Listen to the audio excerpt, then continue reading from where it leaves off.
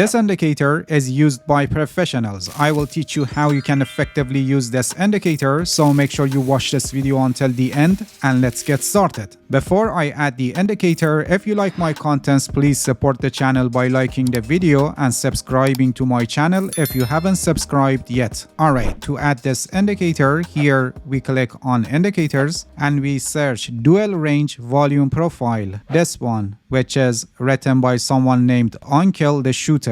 Alright, this is the indicator, and as you can see, it's added here on the right side of the chart. As the name of the indicator is telling us, this is a volume profile indicator, but we have two histograms here in this new volume profile indicator. In other words, the indicator uses two different price ranges to calculate and show volume profile. This is main profile and this is pivot profile. For the main profile, for the data range that is visible on the price chart, in simple words, for the candles that you can see on the price chart, the indicator uses this look back period to calculate and show this volume profile. So for this volume profile, the data from here up to now, from this low to this high, the data is used in building this volume profile. From the lowest low to the highest high, this price range is divided into 100 equals bins or segments. So here for this price range, we have 100 bins or segments. And for each bin or segment that is representing that price range, the traded volume in that price range is calculated and shown by the help of these horizontal volume bars. The larger the bar, the more volume was traded in that price range. So for example, in this price range, we had more volume in compared to, for example, this price range. The indicator also uses different shades of color from yellow to orange to red to show the amount of the volume. Yellow is used for the lowest amount of volume and red is used for the highest amount of volume, with different shades of darker yellow to orange and red in between for different amounts of volume. So besides the size of the horizontal bar, the colors of the bars can also help you visually to instantly evaluate in what price ranges we had greater amount of volume. So in this look back period, in these price ranges, we had relatively greater amount of volume in these price ranges, with the greatest amount of volume in this price range where we have the largest horizontal bar, as you can see, and the color is shown by gray color. The price range that has the highest amount of volume is called point of control, and this indicator shows the bar with gray color. So in this look back period, in this price range, we had the greatest amount of volume, and this is the center of the balance for this volume profile. For a reason, market participants had more levels of activity in this price range, and in this case, when we check the price action, we can clearly see that we had reaction of the price around this price range. So this level of the price is significant level, and it can play a key role for the future price action. So we can have reaction when the price retests this level or break this level. For example, here you can see that it acted like a resistance level. You can see that the price stopped here and then turned down, and then here this resistance level was broken, and after that we had retest of the broken resistance level. Now it is playing as a support level. So when the price reaches to around this line, we have high probability that the price will stop here and then it goes up,